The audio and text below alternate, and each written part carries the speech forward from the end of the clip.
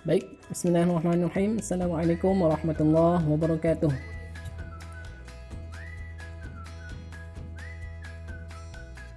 Kali ini kita akan belajar tentang sosiologi ya. Kemarin kita sudah membahas tentang sejarah sosiologi, kemudian tokoh-tokoh sosiologi, kemudian pengertian sosiologi.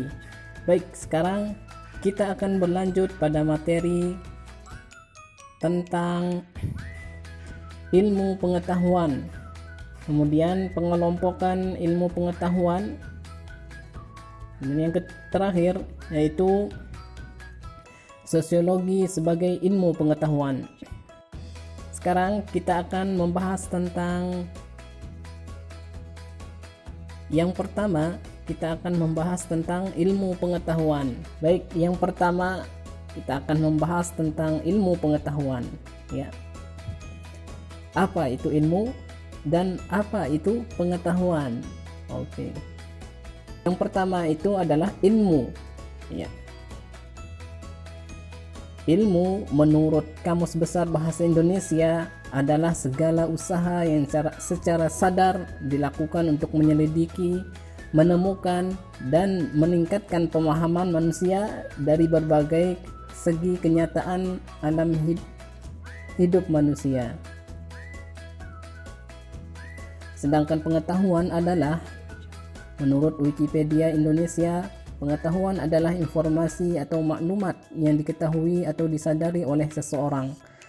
Pengetahuan ini tidak bisa dibatasi oleh deskripsi, hipotesis, konsep, teori, prinsip, dan prosedur.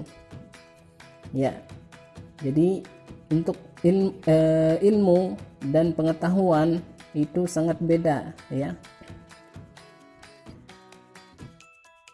Kalau ilmu itu pada dasarnya harus diamalkan, nah, itu namanya ilmu. Kalau pengetahuan, ya pengetahuan, kita mengetahui tentang ini, kita mengetahui tentang ini, tentang itu dan lain sebagainya, itu pengetahuan. Kalau ilmu, dia berdiri sendiri ya. Dan pada hakikatnya ilmu itu harus diamalkan. Nah, begitupun dalam agama kita ya. Kalau kita mempunyai ilmu, maka kita harus mengamalkan ilmu yang telah kita pelajari, baik itu ilmu agama, ilmu sosial, dan lain sebagainya. Nah, jadi menurut pendapat para ahli mengenai ilmu pengetahuan adalah, yang pertama dari Ralph Ross dan Ernest van den Haag menuliskan bahwa ilmu adalah yang empiris, yang rasional, yang umum dan bertimbun, bersusun, dan keempat-empatnya serentak. Kemudian menurut Carl Pearson merumuskan bahwa ilmu pengetahuan adalah lukisan atau keterangan yang lengkap dan konsisten tentang fakta pengalaman dengan istilah yang sesederhana atau sesedikit mungkin.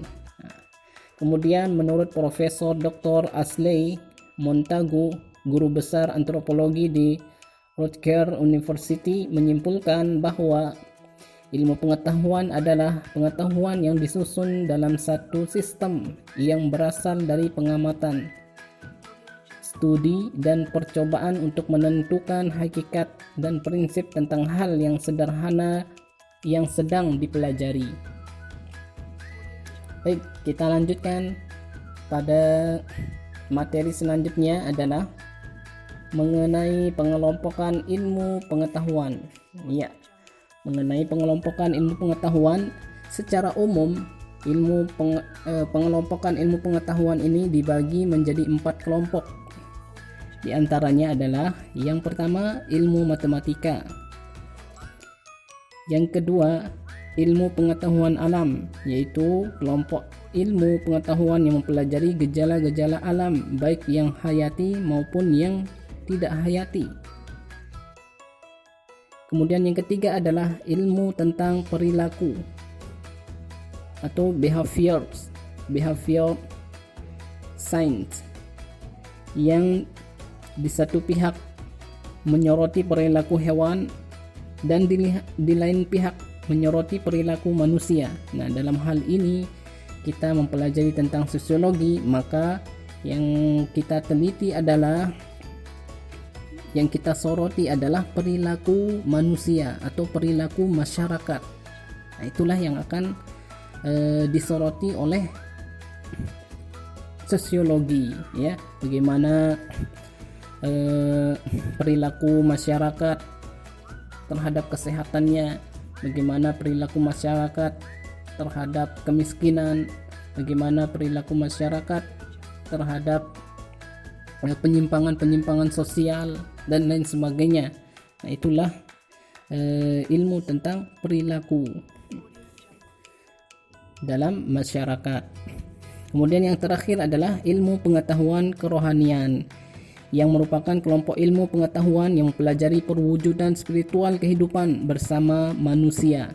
Nah, kerohanian itu mencakup tentang bagaimana kita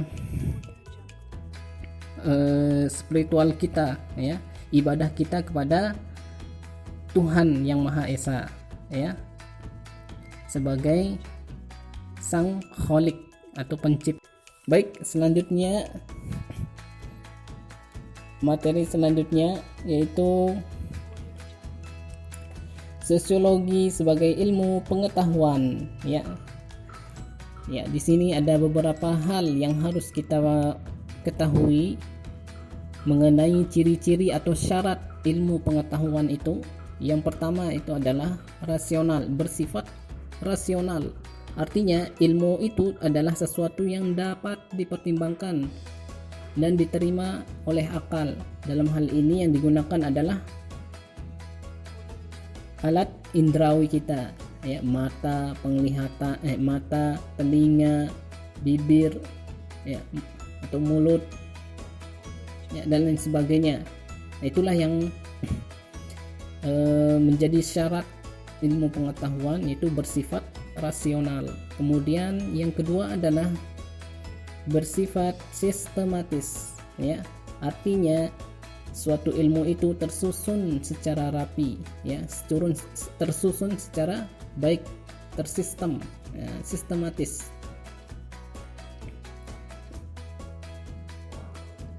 Kemudian yang ketiga adalah bersifat umum.